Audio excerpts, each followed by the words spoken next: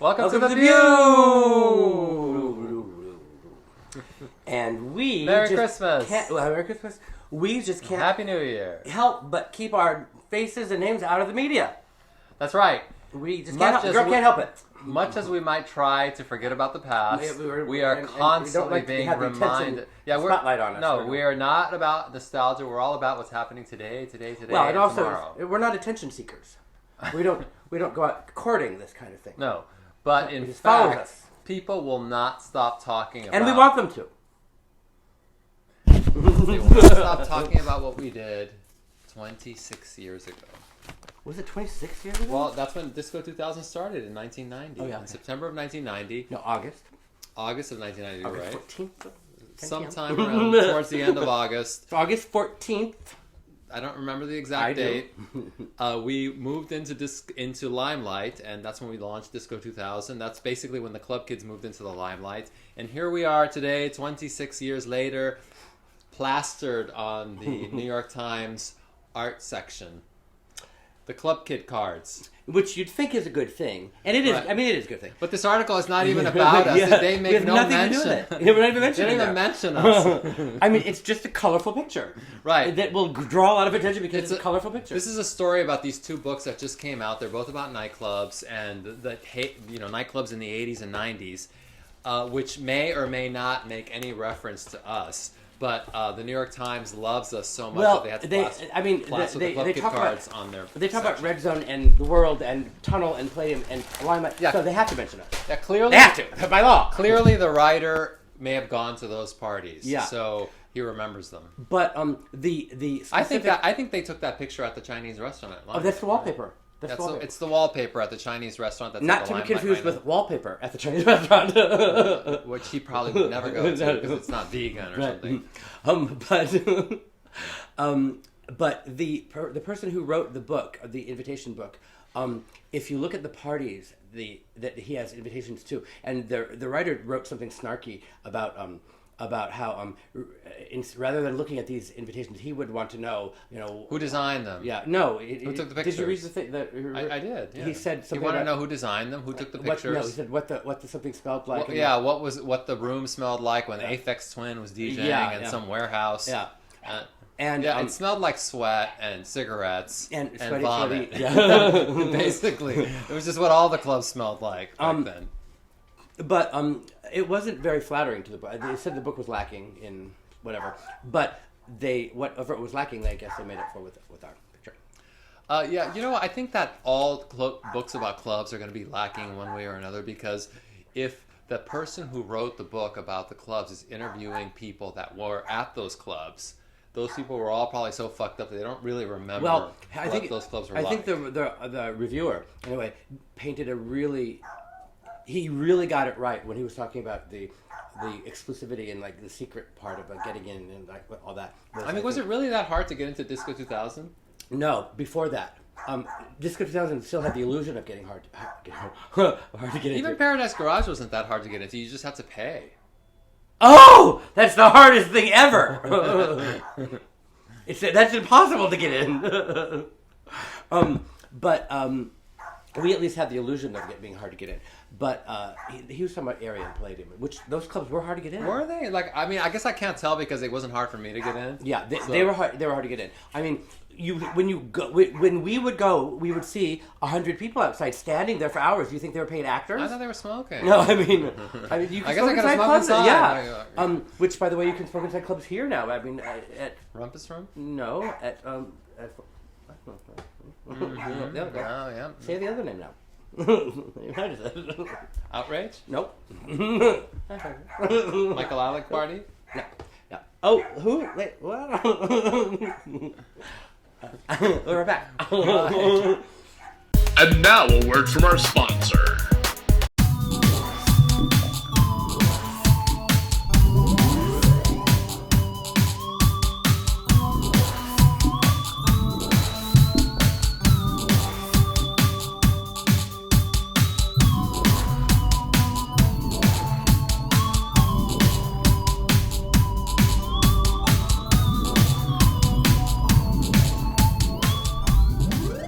Welcome back to the Peeew. welcome back. Well, back. During the break, I was asking Ernie because he seemed to have a momentary amnesia. Lapse of memory. Yeah. It happens a lot. Yeah, so we were talking about the clubs that flunked the Yes, there are other clubs besides Outrage and Rumpus. What are they? Well, there's Battle Hymn, Flash Factory. A lot of people smoke there. Uh-huh. You can also smoke at the Bossa Nova Civic Club with What? Abandon. With Abandon? I mean, the smoke machine is blasting so hard. Who would ever notice a know? cigarette? I mean, I noticed in Texas they were too. Is it not the law down there? I don't know. Probably in Texas, you can smoke in clubs. You know, you can probably carry a gun in the club. Yeah, the officers. Why not a cigarette? The officers at the jail were such caricatures of the epitome of what the cliche, coming to work in these like souped up pickup trucks with like the big wheels and like the bouncy off road and big cowboy hats and. Hey, tell me about your interview with Doug E. Fresh. That's a date that I wouldn't expect you to go on. Well, that's the interesting thing is that we talked about this on the show. Where did you meet him? At his studio. The show is called Triple Vibes. Triple Vibes. And with Doug E. Fresh. And we had a very interesting conversation about the early days of hip hop and how at that time, and this would have been like 1985. Which was when the Club Kid thing kind of started getting going, that we shared, the Club Kid scene and the hip hop scene shared a lot of common goals and ideals, which were kind of anti-establishment, take down the man kind of thing. And the hip hop scene was at that time doing the Chanel logo reappropriation and the Gucci and the thought behind that was we're not going to ask you for licensing, we're going to take your logo and we don't have any money, so you can try to sue us, but you're not going to get anything. And that was a very Project X kind of attitude, and in fact we wrote that in the beginning of the thing. So in the beginning and also at that time hip hop was kind of gay friendly and it was kind of an inclusive thing. It was all about the outcasts kind of doing their own thing, and gays were included in that. And there were a lot of gay hip hop artists at that time, or at least though none openly. Well, I don't know. I mean, none of them were openly gay. None of them? No. Not even a single one. Who?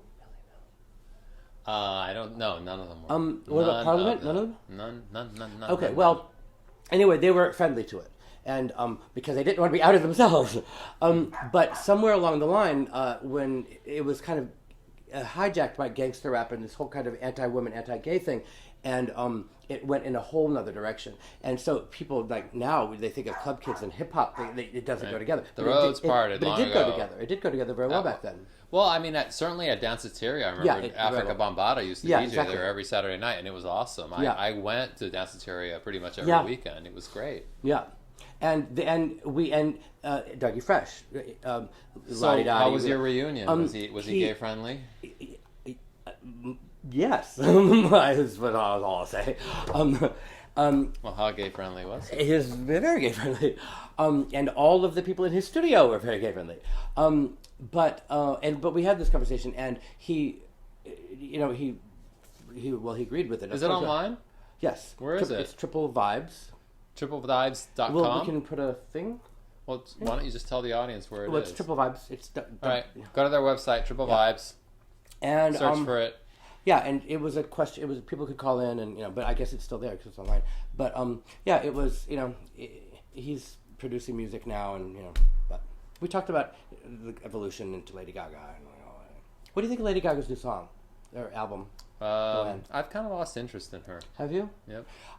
We discussed this too, that it seems that when she tries to go out of her EDM beat club thump thing, that people lose interest, and it's like she's trying to do all these different things, and everybody wants to put her back in that. Well, I think she should be free to try whatever she wants, and I'm free to not like it. No, I know, but it seems like where Madonna kept changing. And people were accepting of her change, they don't seem to be as accepting of Lady Gaga. I don't know, because there were lots of things that Madonna did that I didn't like either. Well, but when she did it, were you anti-Madonna? No, I wouldn't say that I vehemently or openly hated her, but I either liked her work or I was indifferent. it's not like I was actively hostile Right. to it. I mean, it takes a lot for me to be actively hostile to something. I was upset when the whole voguing thing happened. Why? Because we were all doing the same thing, like Suzanne Barsh and Pat Field and the Club Kids and Madonna. We were all taking ideas of Clubland and massifying them. Mm-hmm. And we were working with voguers and doing things with voguing in Project X and at the clubs and hiring voguers, using them as models in our fashion spreads and as our door people. I remember. And then all of a sudden Madonna came out with Vogue, and like she wasn't involved in the voguing scene really at all.